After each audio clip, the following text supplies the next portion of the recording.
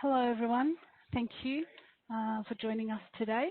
My name is Irene Zikas and I'd like to welcome you to the first webinar of the Sustainable Development Goals webinar series. These webinars are aligned with the UN Sustainable Development Goals, and just to remind you, you've joined the webinar in listen-only mode, but you're welcome to ask questions throughout the webinar using the question box. We'll answer all the questions in the Q&A section at the end, and any we don't get to will be answered after the webinar. We'll be sharing all slides with you, and I'd like to encourage you all to participate in the upcoming poll to have your say, and please bear with us if there are any technical difficulties. We'll fix those as soon as we can. Now I'd like to introduce you to today's expert, Martin Townsend, BSI's Global Head of Sustainability and Circular Economy, and is known with his work and with governing ministers, city mayors and commercial businesses of all sizes. Martin ensures that sustainability comes alive and is viewed as an essential part of commercial and business success. Martin, over to you. Irene, thank you, and thank you for that introduction. I'm really looking forward to this conversation today because I think for me, that relationship between sustainability and business growth is often misunderstood. And in that context, Irene introduced me as the Global Head of Sustainability and Circular Economy. I often describe myself as the head gardener because I think my role in this conversation is to support you in terms of growth. Because we're in challenging times at the moment. What we really need to ensure we do is we see the way sustainability can help us, I suppose, help us to improve our business efficiency, reduce some of the wastage that we often see in some of our practices, and actually make sure we're economically successful. So the next 45 minutes, I'm going to take you on a bit of a tour, I suppose. I've got lots of slides to share with you. I've got lots of thoughts and ideas, but what I want to try and ensure that I do is I want to make sure that this is a conversation. So I think the last slide in this slide deck has got an email address, and I want to make sure that this doesn't just become another webinar monologue where somebody's talking to you while you're sitting there at your desk. If we're going to make change happen, if we're going to support businesses to improve, this really does need to be a conversation. So I'm hoping that you're going to engage the team in terms of some of the issues that we're going to raise today, and actually we can work together to make sure that we find the right solutions to move forward and to make you all successful. So just to have a bit of a structure, as Irene will probably know, I can talk about sustainability for as long as you possibly would want. So let's look at what we've got. So on the left-hand side of the screen, I've taken from the web page. The reason you're probably here, some long text in terms of UN SDGs about sustainability, about growth, resilience. What I've tried to do on the right-hand side is to condense that down. And I really want to talk about what does sustainability really mean. As I said at the start, it's quite often misunderstood. So let's kind of unpack that a little bit, and let's kind of put a fresh pair of eyes on it. Since I joined BSI late last year, I've been doing a lot of reflecting with the various teams across the world about how we can help businesses improve. And so I want to kind of just share some reflection points on sustainability and its components. I want to talk about the work that BSI does, our own kind of view on sustainability and how we work with industry to help. I want to keep this all positive. It's very easy in these challenging times to kind of be quite negative in terms of how businesses are reacting and what we need to do differently. But I want to kind of just share some examples in terms of what positive change looks like. I want to keep the context. I want to think about what's going on in the world and some of the drivers, using reports from different organisations to help us understand that. And then I want to start to reframe this. I want to put this back in the context of the United Nations Sustainability Goals. People quite often get worried and confused about them. I want to play around with them a little bit because I think they're there as a mechanism to help us. And actually, if we play around with them and understand them in slightly different ways, I think they are great enablers. And then I'm going to end just before the Q&A session with understanding market transformation and what we can do to ensure that we go with the grain of what's happening in the wider market. All of that, hopefully, in 45 minutes. And as Irene said at the start, to keep you on your toes and to make sure you're fully engaged, we're going to have a poll as well. Right, so let's move on. I thought to kind of get you to think, it would be good to start with a quote. Although this is quite a long quote, and I've actually even shortened it, as you can see. In essence, what it's saying to us that the world is changing. We have a number of factors affecting the world at the moment. We have globalization, we have climate change. There's a lot of stresses and strains placed on the world at the moment. And actually, it's those organizations that respond, that innovate, that think about their businesses and start to kind of look at different business models or different ways of working that will survive. And this is a quite binary kind of quote in some respects, because it's saying that if you don't innovate, if you don't respond, you're going to be one of those organizations that fail. The reason I put that up on the screen is it's quite a stark message, but for me, I think it sets the tone here. We're going through a world that's changing rapidly at the moment, before COVID and after COVID. Be imaginative. We need to think differently in terms of how we respond to these challenges, because in that challenge and in that change, we can really find some creative ways of better ways of working. And as part of that process, I actually think sustainability and the sustainability practices are fundamental to your success. I think equally, as I'm doing this scene setting, as I'm setting up this conversation to help you understand where BSI is coming from and this wider context, I think it's important that we take a moment just to kind of understand what we mean by sustainability. There are many definitions that I could put up on the screen. I could put Brundtland up on the screen, which is the well-worn, well-used, and still current kind of definition of sustainability. But I wanted to put the emphasis slightly differently, because in these challenging times, it is about organizations making profit. How can we help businesses be commercially successful? But at the same time as they are being commercially successful, how do we help them improve their societal, their environmental conditions? And it doesn't really matter where you're joining this from in terms of the sector, your role within an organization or in your own business, because this is about how can we think about our products and our services, the way we operate in a better way. And I'm going to start to kind of look at that in a little bit more detail in a moment. But I want to just remind us that sometimes when people talk about sustainability and green initiatives, the conversation sometimes changes, because people believe this is only about the environment. Success for me is about your success. Success for me is about you doing better than you've done before, by adopting best practice, by looking at standards, by understanding what is happening in the world and how you can respond to some of those challenges. So that's why I wanted to kind of put the definition up there on the screen. I talked at the start about reflecting a little bit about what sustainability is. And since I joined BSI, I've been doing a lot of talking, a lot of engaging clients. We've got some great clients. We've got some, great staff and real talent within BSI in terms of understanding the challenges and the issues. And that's kind of prompted me to think about what really is within this scope of sustainability to help you succeed.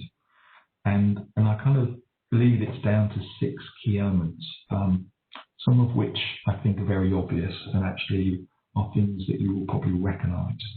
But actually, I think it's important to go further, because this conversation about sustainability isn't just about environment. It isn't just about some of the social issues. It is about a wider context. And I've kind of, I suppose, unwrapped a little bit of that in the way I've sort of used that definition. So I think there are 6 building blocks here for success when we talk about this agenda. The first is about your brand. More and more in the marketplace now, as companies are starting to think about future business models, it is about brand, it is about the service, it is about the experience that you bring. We can talk, if you want to, and I'm quite sure in the Q&A session we probably will, that a lot of people are now thinking about circularity, a lot of people thinking about the experience economy.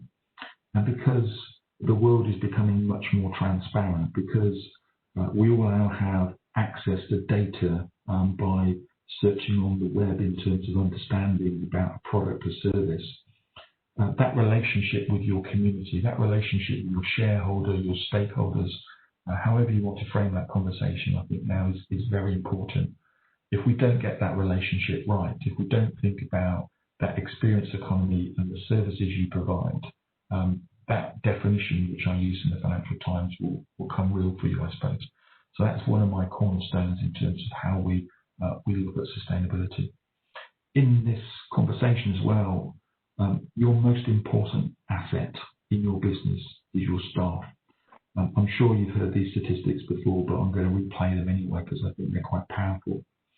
90% of your costs in your business are your staff. If you don't think about their health and safety, if you don't think about developing their capabilities, their well-being, you lose that opportunity. I ran a webinar yesterday, and some of you may have even been on it, talking about how we really need to think about how we use our staff to best effect, and actually in a circular economy kind of conversation around sustainability, making sure that we think about the environments we create, how we make sure that we think about, developing staff, their well-being, thinking about the office environments we create is so important to ensure that we get productivity in that space. On that last line, the obvious one in terms of sustainability is about the environment.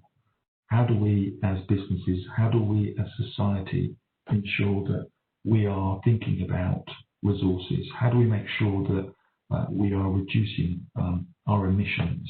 We're making sure that the resources that we need to develop our products, our services, whatever we're doing as a business, we're actually being very conscious of that. How do we shift our consciousness to make sure that we are making the right decisions to use those resources in the right way? And then on the top line, the kind of slightly less obvious parts of sustainability, I suppose, or this conversation, that definition of sustainability which we're using for the purpose of today. If we're going to make change happen, an important part of change is our intellectual capital. How do we make sure that we're innovating? How do we make sure we're thinking about processes of improvement? And actually, as a business, if you're not developing your ideas, if you're not developing your intellectual capital, if you're not protecting your intellectual capital to make sure you're being successful, you fall back into that Financial Times definition. The last two, I think, are important as all the rest. How do we make sure that our products and our services, our factories, our IT, the assets that we have are being as efficient as possible?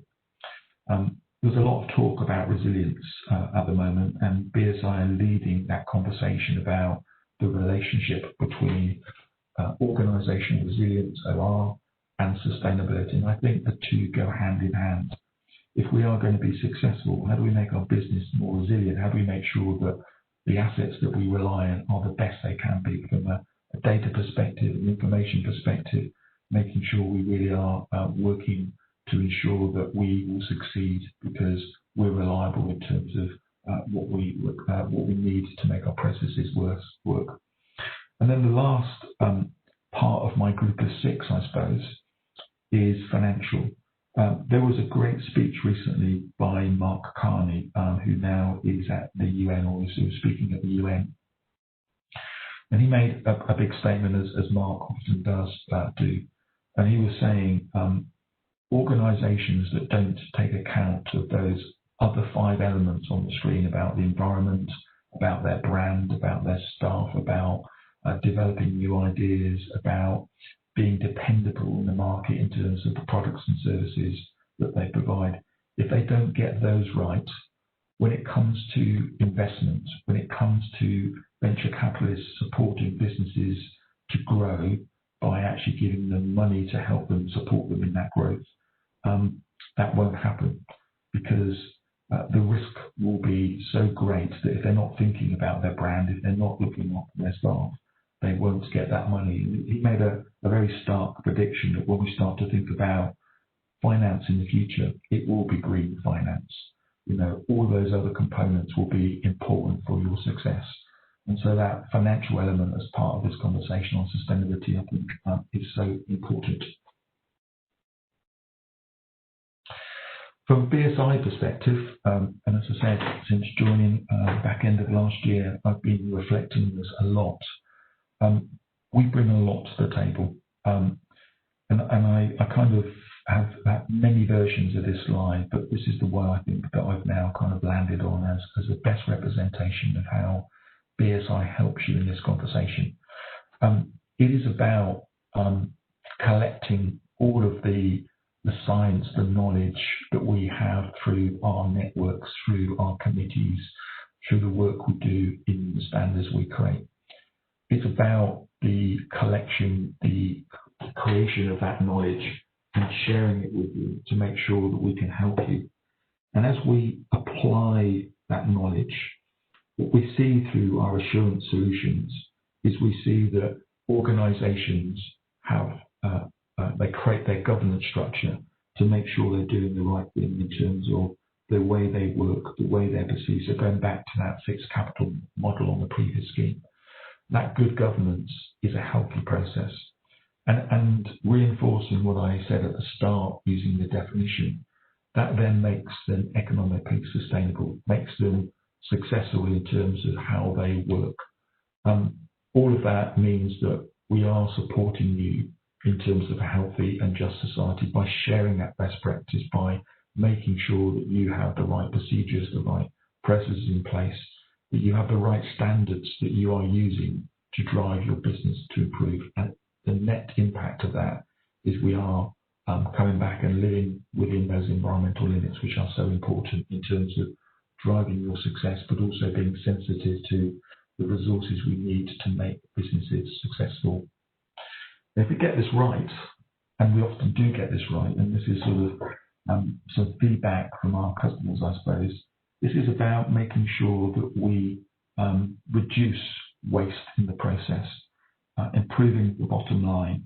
When we talk about looking at your environmental management systems, when we talk about understanding what good looks like, this is about making you as streamlined as possible. It's about making sure that a lot of organisations, make big statements in the media, make big statements on their websites and even in their corporate reports, but actually having somebody coming along and providing that independent endorsement of what you're doing and what you're saying adds credibility. It gives that confidence to your shareholders, your stakeholders, making sure that you can actually gain a competitive advantage by being able to say to people, we are leading this process. We are demonstrating that we are reducing our emissions, reducing our use on some resources, etc. That brand, that credibility has real value in the marketplace. It has real value when it comes to tendering in terms of demonstrating that you have become accredited against certain standards. That's all positive stuff in terms of how you operate in these challenging times. And what I did to kind of demonstrate that, because at heart, I suppose, as that head gardener that I explained at the start, this is very much about success. So I took 50 of our key accounts. I took their data in terms of their financial performance. I mapped them against the various indexes across the world. And the top line, so you can see the FTSE, the Dow Jones, and the Nasdaq, and the various other kind of indexes. I mapped those, and actually those organisations that are certified are more financially successful. It's a relatively small sample of organisations, but it demonstrates the point.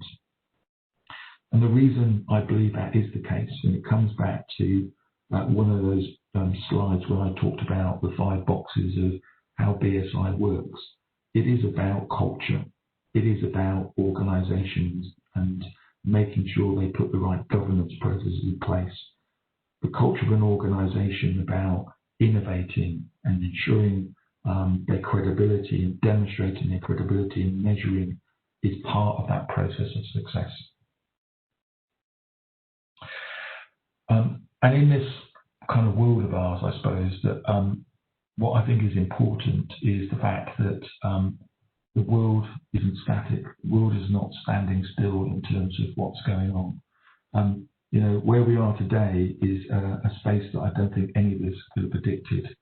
But actually, if we put that to one side for a moment, if we kind of think about some of the challenges that we're facing, and this report from the World Economic Forum, I think, is a really good demonstration of this. There are some big challenges that we as businesses need to think about. And when global leaders were interviewed as part of the Global Risk Report back in late 2019, I think it was November, they identified some of the challenges we need to face as businesses. And actually, I think what we need to do is remind ourselves of how we respond. So if we look at some of the challenges we see in this part of the world, you know, the water crisis, natural disasters, extreme events, we need to make sure that we are resilient. We are making sure that we can respond and we protect our business based on those changing environments. That's about innovating. That's about thinking about things differently to make sure that we get some really clever solutions to respond to some of those challenges across the world. At this point, I think I pass back to Irene, who's now going to take us through the poll. What you've got on the screen there is an opportunity to turn this from my monologue into your conversation, just to kind of find out where you are against some of these issues. Thanks for that, Martin. Some really good insights there. Thank you. Just a reminder that you're welcome to send your questions using the question box, and we will answer them at the end of this webinar. So now we have our poll. Please do have your say. You can use the QR code display on the screen to vote, or alternatively, there is a link in the chat box that you can click on to vote. So where would you say your business would benefit the most from improvement in the following areas? Select what is most relevant to you out of reducing energy consumption and controlling energy costs, measuring and verifying your greenhouse gas emissions, implementing a business continuity or crisis management plan, strengthening internal information security, cyber security, and the fifth option, upskilling your workforce with skills-based training. And we'll get to the results in a moment. So at this current time, we are seeing a shift in priorities, and not just that, but also the reason of the shift of priorities and the importance of them to business today. So as I bring up the poll results, where would you say your business would benefit?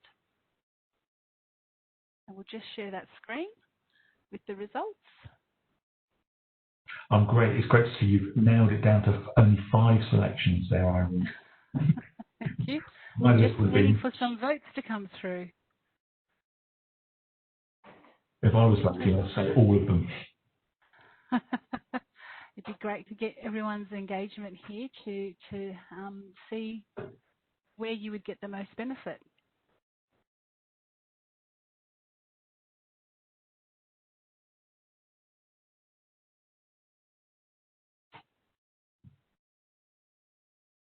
The technology is now catching up, isn't it? Brilliant. It is just refreshing the results as we get them. So that's great. So here we can see that, you know, 4 of the respondents here are reducing energy consumption and controlling energy costs. 3 have selected measuring and verifying your greenhouse gas emissions. 1 each for implementing a business continuity or crisis management plan and strengthening internal information or cyber security. And equaling the very first option, upskilling your workforce with skills-based training. So, Martin, what are your thoughts here? It's great. To be honest, I think this is really interesting, isn't it? Because when I look at business change, I think the most important thing is about that change in consciousness. How do we make sure that we provide the right skills to our staff to help them understand what does good look like? And particularly where we are at the moment, bouncing back better, being better when we come out of COVID, I think is so important. So the block number 5 about upskilling, I think is a fundamentally important part of that process. In this conversation about how do we improve, I think the people who have voted for energy consumption, controlling costs, etc., are equally on the money here, because we can be very wasteful. When I've gone out and done audits and supported companies, and you start to look at what's going on in businesses, there are lots of areas we can improve.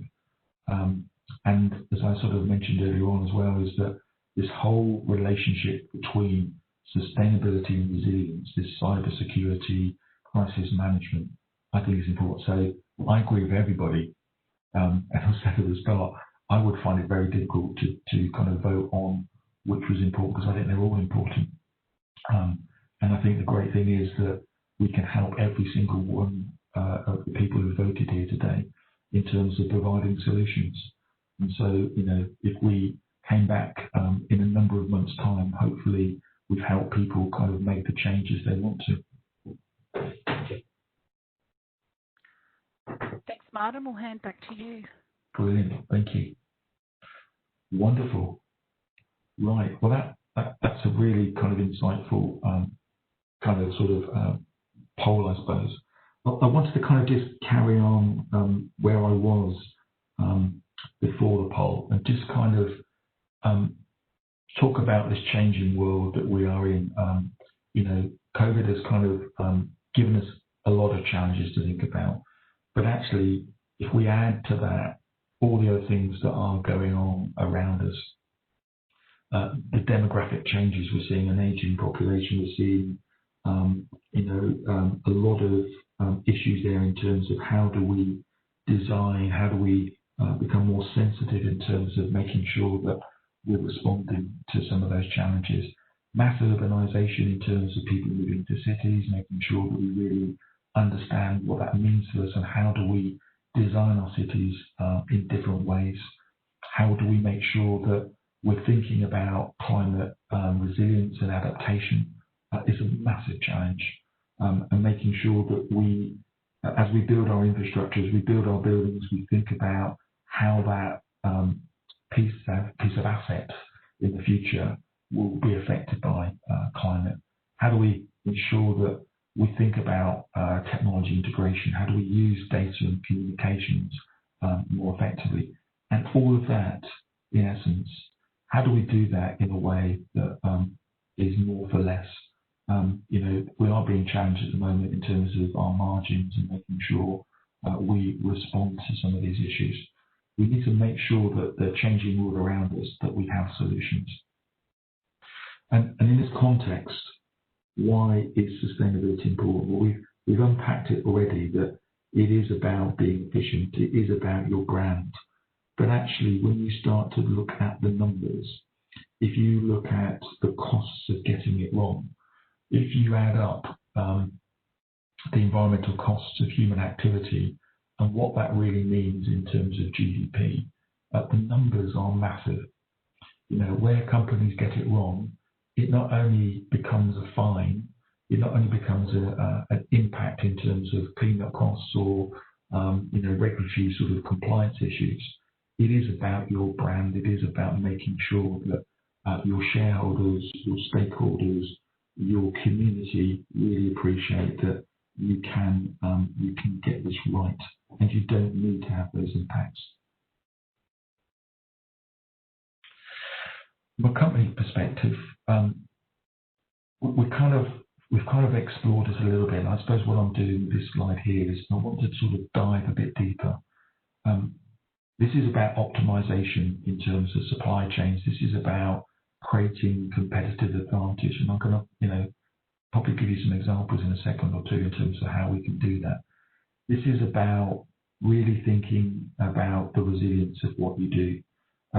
I think what's really interesting, as I've been talking to different sectors across the world over the last few months, is supply chain resilience and making sure that we understand that relationship between product delivery, sustainability and resilience. We are sometimes only concerned about the tier one, the big parts of that supply chain. But actually what we're discovering more and more is that further down our supply chain, that we are not thinking about tier 3, tier 4 suppliers. And actually, sometimes they are the most important components. I was having a long conversation with some big players in the aerospace industry recently, and it was very evident that their attention in terms of regulation and mitigation and understanding of their supply chain is only really being on the big parts of it. But actually, we really need to make sure that if we're going to be resilient, if we're going to be sustainable, we need to think about the whole of our supply chain. In this process of a change in consciousness, as I think I've described it before already today, there is a change in terms of ethics. There is a change in terms of appreciation of what's important.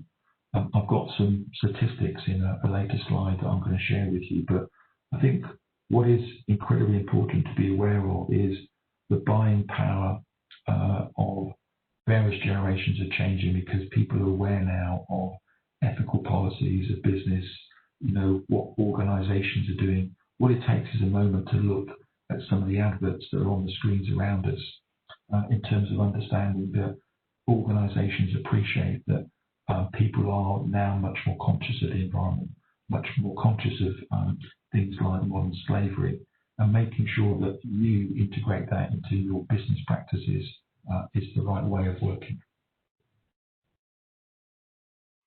From an investor's perspective, we talked earlier on today about Mark Carney and in terms of his view in terms of liabilities and how we can make sure that we really think about getting the right processes in place in terms of green finance.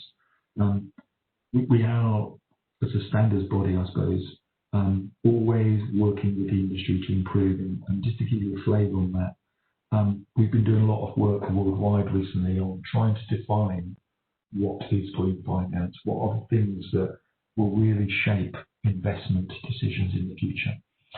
We're writing at the moment a number of new standards in that space to help people understand what does good look like. Because actually making sure there's resilience there and making sure that investability is front and centre, as said before, is so important. And this is a challenging time for us in terms of weather events and natural constraints. We need to think differently in terms of how we operate in this space. We need to make sure that our business models can actually be more resilient in terms of the way we work, in terms of the use of resources. Let me just kind of throw an example at you, I suppose, to help you in this conversation. Before joining BSI, I did lots of work, including work as a consultant, and I worked with a particular brand, a large brand, that was worried about water resources.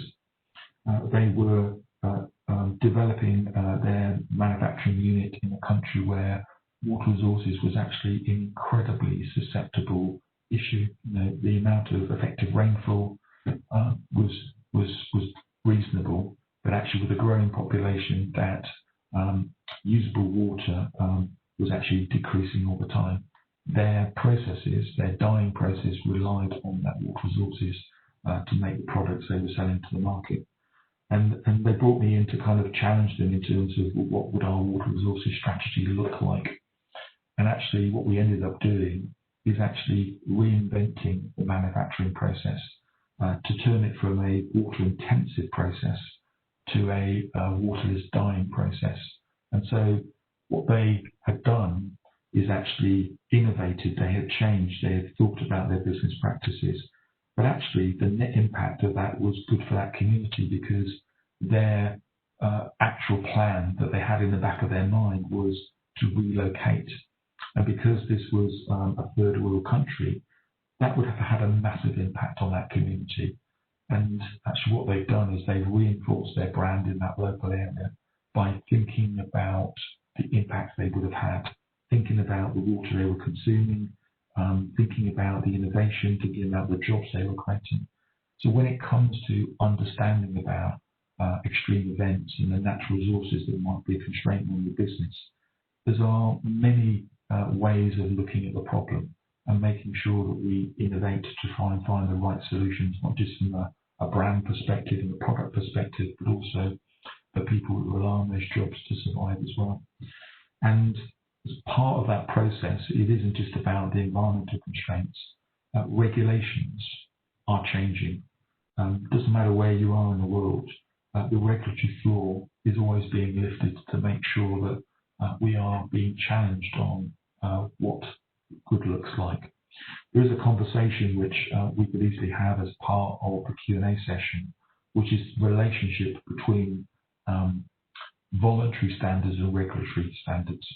And should industries, regardless of which industry you're joining us from today, should you self-regulate, should you share best practice, should you support each other to do better so you don't need governments to kind of push you hard in terms of regulations, but you're actually supporting yourselves to improve.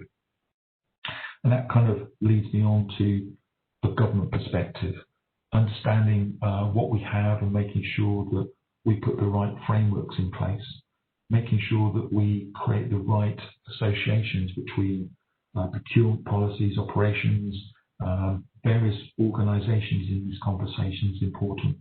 I'm a firm believer that standards are here to help us improve. And actually, they aren't regulations. It is about best practice. And used in the right way, industry bodies and organisations can use them in a way to accelerate growth quicker than the regulatory framework. And I think, that's the real challenge for me to many people when I speak is we need to make sure we're moving at a pace of best practice rather than waiting to be regulated hard. I mentioned earlier on that perception is changing, and this is a result of a recent survey that was undertaken about how that perception is changing worldwide. This is school leaders asked about what's important to them, and some of the statistics I think affects the way companies now respond, because they realise that future generations, and we've seen this with the climate strikes, and we've seen this through various other initiatives where future generations are much more conscious of some of the issues than previous generations. And actually that is affecting the way we develop our brands. It comes back to what I talked about earlier around the 6 capital model, which is about we need to get this right, because actually this is about your brand integrity. This is about making sure you do the right thing, because if you don't, you might have a great product, but if you're producing it in the wrong way, if you're not thinking about social causes or environmental concerns, you still might not succeed in this very competitive market. Doing the right thing, saying the right thing, and actually making sure that you align is an important part of this ingredient for success. And that then brings me to kind of trying to pull all this together before I start to talk about sort of the UN SDGs. How do we ensure that we really think about what are important to companies? When I kind of try and distill it down, this is about new business models. This is about how can I ensure that I do the right thing in the right way? How do I make sure that I have products and services that are low cost, high quality, that have low impact? I'm going to unpick that a bit more again in a minute, I suppose. I'll come back to that. Ensuring that we adapt. This isn't just about climate change adaptation. We kind of reflected on that when I gave the water resources example. This is about making sure that we are thinking about adapting from a range of different perspectives in terms of social adaptation as well as climate change adaptation. This is about market transformation. How do we transform any of the sectors that you represent on this webinar today? How do we ensure that we're creating change, innovation, that those school leaders on that previous slide who really want to make a difference, who are thinking about brands, are thinking about what they should and shouldn't be doing, when it comes to them deciding which sector they want to go into when they leave school, when they leave the university, that the sector that you represent is the interesting sector because it's moving at pace, it's moving in the right way, it's really driving change.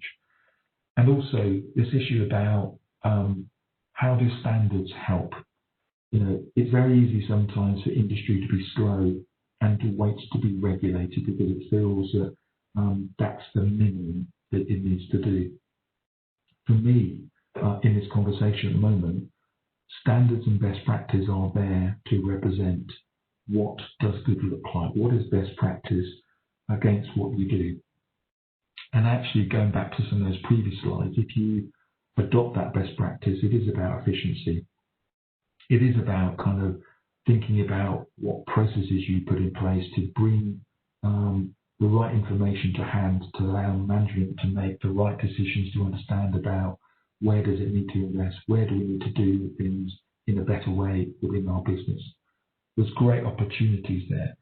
If I go back to that first bullet point, because I said I would, when we start to think about this low cost, low impact, it is about a change in mindset. And I want to kind of throw an example at you. I've used the word circularity already in this conversation. I'm going to throw it back at you again, I suppose. When we start to think about what does good look like for an organisation, sometimes it isn't about just doing the same thing. It is about doing things differently. So if I take an example of the built environment to share with you, there are some really good examples now where organisations are worried about their cash flow. And as a consequence of worrying about their cash flow, they're thinking about, can I actually provide a service rather than a product? So if I was looking at a building, I don't necessarily provide the product of a roof in terms of the roofing components. I actually might provide the product, the service of water tightness. And so what I'm saying to you, if you're an architect or a developer, could I actually say to the client, I'm going to make your roof watertight for the life of your building. And I'm actually going to sell that as a service. I'm going to sell that to you as a service through the life of that building every month. And what I'm going to do is I'm going to think differently about this. I'm going to embed sensors in that roof to understand how that roof is changing if moisture starts to come into that building. And actually, as a consequence of that, I can actually, the second something goes wrong with a product or the way it's being installed, I can come in, I can fix it so you don't have that inconvenience. This kind of change in terms of thinking means that I now understand my product better because that information is helping me design it better. And when it fails or when it comes to its end of its life, I can take that product back, I can repurpose it, I can reuse it. So actually I'm minimizing the impact I have on the environment. I'm maximizing my costs because I'm actually selling you a service over 50 years and every month of the year. I'm making sure that I don't use large quantities of natural resources. I'm making sure I take the product back, I repurpose it, I fix it, I might break it down, I might, use it in terms of a new product. The challenges we're facing needs us to innovate. It needs us to kind of think very differently. And as part of where we are in the world at the moment, this is about making sure that we think in a more integrated way. It comes back to that example I've just given you. It's about innovation cycles. It's about thinking about our risk profile. If I go back to that World Economic Forum graph with all those colours and all those risks, how do we ensure that if we know what some of those risks are we managing them as a business? Have we actually got those on our radar? Are we understanding what do we do if this happens? And I think COVID is quite important in this context in terms of how do we really understand if we know some of the challenges we're facing in societies, how do we actually make sure that we have plans in place? And as part of me unpacking it still, I want to make sure that we really understand about some of the drivers, some of the values that are helping us shape this conversation. Businesses are global now. They need to be consistent as they trade across the world. They need to make sure they really understand what their entry point is within particular markets.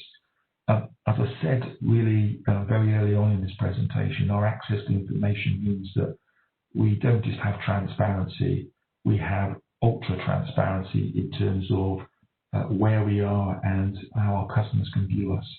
That means that in turn, that brands are in the firing line because people can now see what is being said and what is actually being done. The circular economy, which we talked about a little bit a few moments ago, and the sharing economy is maturing, as is renewables. Collaboration is going to be transformative. I actually think companies post-COVID will contract, and actually the way they will drive their success, the way they will grow as businesses will be about collaboration. And that collaboration is so important because it's about making sure that the shareholders, the investors, will really see the benefits of what you're doing and the potential of you as a business to grow and succeed. And that then brings me to the UN SDGs. I said at the start that what I wanted to try and do is ensure that you don't get scared by them. You know, the UN SDGs are an incredibly powerful tool in this conversation about sustainability and business improvement. I think what's unfortunate sometimes is they're not discussed enough. They're not seen to be the enablers for change. I mean, how many boardrooms talk about ending food poverty, world poverty? Probably not many, I suppose. But they are important targets in terms of understanding how we as businesses need to change, how we need to kind of ensure that we're doing the right thing as our barometer, as our kind of signpost for success.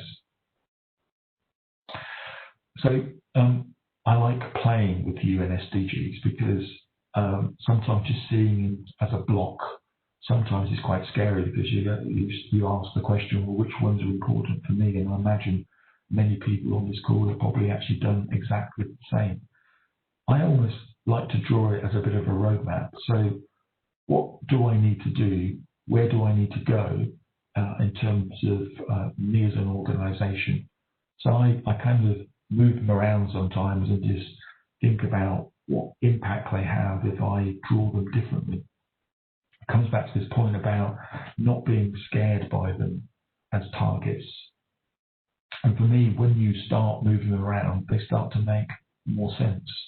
You know, how do I ensure that I'm going to be successful as a business? Picking up that point that I talked about before, I actually think collaboration within sectors, through membership organisations, through trade organisations, between different sectors, for instance, is going to be transformative. Getting that collaboration right to give you the power, to give you the knowledge, to give you the capacity sometimes to change is important. And in that process, what is important for me? How are we going to kind of innovate? How are we going to make sure that we look after the resources that we might need as a business? How are we actually going to get to our destination of reducing inequalities? So I think when you start to kind of play around with the UN SDGs and you start to see them as a series of building blocks to help you as a business, you act very, very differently. And when I started, I said I wanted to talk about market transformation. When you start to think about market transformation, you can draw this in so many different ways, but I wanted to build on what I've talked about already, I suppose. When we think about change, it is driven sometimes by regulation. It is actually driven sometimes by best practice, but it becomes sometimes that first enabler. If we then take some of the elements of what I've already talked about today, how do we make sure that we use that social expectation in terms of helping us? If we look at those school leaders who expectations about brands, about making sure that they do the right thing in terms of social causes, making sure that they're doing the right thing from an environmental perspective, how do we make sure that becomes a market driver, a market pull? And then it's about economic expectations. How do we ensure that we grow as businesses? How do we make sure that we see change happening so that we're doing the right thing all the time, making sure that change happens in a way that creates success? And if we get those three parameters right, it leads us to a point of innovation. How do we make sure that we build that capacity for innovation? And so when I look at markets worldwide, it's very easy to see where markets are changing because that regulatory parameter is moving quick. it's either happening within industries, businesses are setting their own best practice, or it's happening because governments are setting roadmaps in terms of improvement through, zero carbon or whatever the issue might be. The social consciousness of organisations of society are changing, and that economic success, that ability to borrow more money, going back to Mark Carney or the financial success or the green finance conversation that we've had, happens quicker. And as that happens quicker, innovation takes place.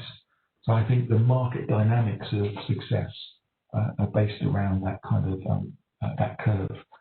And if you then build back the conversation around market transformation and the UN SDGs, it's easy to see that how the different shapers around the environment and social expectations and economic growth support that process. When we start to look at that on a world agenda, if you don't have regulations in a market in some developing countries, you don't even start the journey. If there isn't a social consciousness in terms of people understanding the importance of what we need to do in terms of targets, that transformation doesn't get pulled forward. If you can't go to the bank and actually borrow money to do better than what the minimum is, that transformation won't happen from an economic expectation. And if you don't have those ingredients in place, innovation rarely takes place. So that market transformation, I think, is so important in understanding how different markets are working across the world. And that brings me to the last slide. And I kind of started by saying this, but I really do mean it when I say that I don't want this to be a monologue.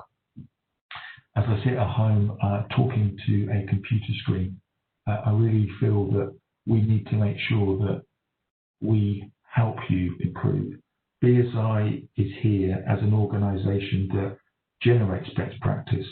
We are that organisation that sits around tables to try and get organisations to harmonise, to standardise, to make sure that we are always doing the right thing. I need your help in that because, conversations help me understand from a BSI perspective, have we got the right standards? Have we got the right processes in place? Are we doing the right thing for you to succeed when we talk about resilience and sustainability? And actually, monologues are great. Conversations are so much better. So I'm hoping that you'll drop me an email. You'll drop our Australian team an email as well to kind of say, I've had a few thoughts based on what I heard today. This is what I need from you, or this is how I can help you. So I look forward to receiving your emails. So I think that's enough from me. I think it's opportunity now to have some questions if there's some. Martin, thank you. You've really given us a lot of great information about the Sustainable Development Goals, where we stand, and the things that we need to consider. In addition to thanking Martin for his expertise, I'd like to let you know that we do have another 4 upcoming webinars in our series over the next few months, so feel free to register to as many of them as you like. Okay, so now for your questions.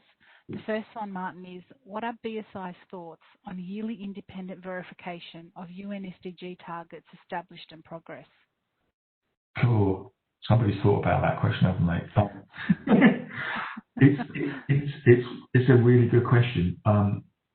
I think what's interesting, and I'm quite sure the sender of that question has actually thought about this and actually is probably aware of this.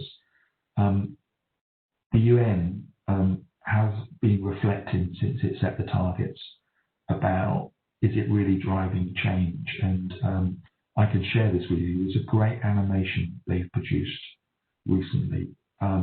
They've been mapping progress of the targets. And I think we all would have hoped that all of the targets would be moving in a positive direction. But what the UN have done recently is they've actually looked and sampled progress. Some targets are moving forward, some targets are not moving at all, and some targets are moving backwards.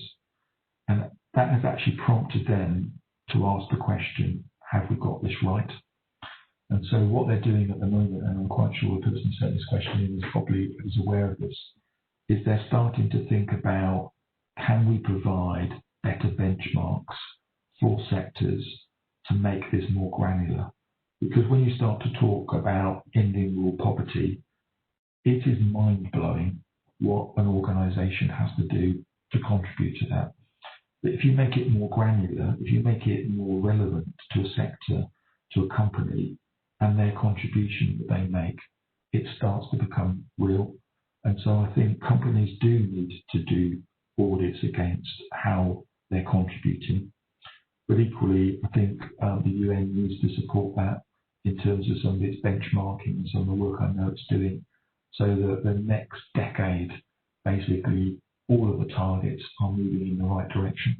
I'll send to you the animation, because it's a great animation, and it's quite worrying because some of the targets there are sliding backwards. They're worse than they were when the targets were first set.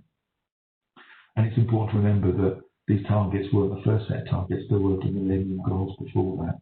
And after 2030 to be other goals as we start to kind of see progress going forward. But there's much more we can do. And I think, to answer the question directly, every organisation needs to really understand what it's doing to contribute. And that is about having honest conversations internally about, are we going forward or are we going backwards? Okay, thank you for that, Martin. We have, I think, time for one more question. What different trends do you see from different regions? For example, does sustainability for European companies mean in terms of, or in comparison to companies that are in Asia or in the Americas? Great. Really good questions. Well, this is getting me thinking. I actually think that there are very different trends across the world. But what actually, there's several things to share here, is I think we need to be quite humble, because every country across the world, and this is a question I get asked a lot, where is best practice noted? Who's doing the best? Who is the most sustainable country in the world? And I refuse to answer that question, because every country in the world, and I do mean every country, has best practice. Every country is doing something which is unique or challenging, and they are innovating in different ways. But they're responding, in essence, to some of those stresses and strains we talked about. So when I look across the world, the things that shape what are important are those stresses and strains. It might be water resources, it might be carbon emissions, it might be modern slavery. Every country has responded to some of the challenges which are coming in front of them. And so they are working differently, and most of that is shaped by culture, it's shaped by regulation, it's shaped by values. Different countries have different values. But what we need to do is be humble and adopt the best of those best practices as we talk to companies. And if I give you an example, just to kind of to make you think, which I think is my primary aim today really, is if I look at photovoltaic, energy generation, renewables, lots of organisations that are, European markets, because of various financial incentives, have really cracked the market. Actually, that's true, and there's some great use of renewable technologies in Europe. There's great use of flow batteries, there's great use of off-grid developments that we could talk about for days in terms of best practice. But some of the best practice is in Africa, where they are installing photovoltaics in villages where they are off-grid. And actually, you would say, well, how can they afford photovoltaic? Well, they're actually buying photovoltaic on a pay-as-you-go system, in the same way that some people use mobile phones on a pay-as-you-go system. They're using that technology in a way that as you use it, you pay for it. That's making the technology in that process much more efficient. It's adapting the amount of energy they use. So the level of lighting within their in their buildings is now adapted based on the task. So if they're using a task that needs lots of light, they will adapt the lighting level. If they only need background light because it uses less electricity, just for reading or education, whatever it might be, then that's how it adapts. So they are becoming very sophisticated systems, probably more sophisticated than in our developed world because, they're price sensitive, they're conscious of in terms of the cost. So how we adapt is about culture, it is about regulation, it is about the stresses and strains, but it's also about how different countries are innovating to make the best use of what they need in terms of environment and technology. That was a long answer to a short question, wasn't it? That's okay. We have had one more come in, so we might do this question and then wrap up. I'm not sure how much information you'll have. Which industries in Australia are doing really well with progress on SDGs, and what other industries could learn from this best practice in an Australian context? And there is a part B to that question, Martin. How important is industry vertical and cross-industry collaboration and sharing? Oh, great. I love these questions. I have and always will be a firm believer in collaboration. The bit that I think is going to be really interesting, and your sender of that question, I think, is probably thinking in this way already, is that cross-industry collaboration is going to become much, much more important. If I give you a couple of examples, as companies drive change, as companies innovate, the research costs become quite significant sometimes. If I take an organisation, I'm just trying to give an example. Okay, yeah. If I take Tesla, as they've developed their car technology, their electrification, their brand to try and drive themselves, what they've thought about quite carefully is, and I'm quite sure your listeners know this, is their brand is not about creating fast cars or expensive cars. Their brand is about sustainable energy. Their mission statement is about sustainable energy. But we generally recognise people like Tesla to work in automotive. What they're doing now is that technology they've invested millions, if not billions in, is now doing sector jumps. So it's moving from automotive into the built environment.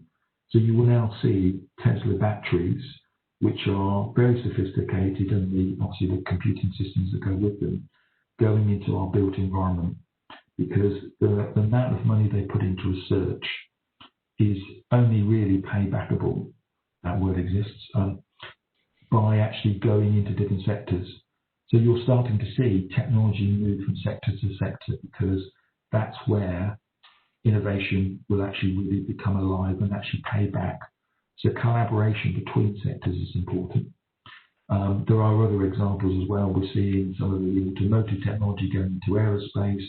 We're seeing some of the built environment technology going in different ways, etc., etc. So cross-cloud collaboration is essential. Making sure that industry groups get together and support commonality, because we are on a global agenda, is important.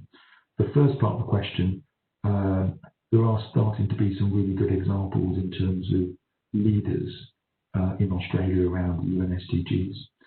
I know people like Lend-Lease are doing some great stuff, but what we need to do is we need to share that best practice in a more effective way.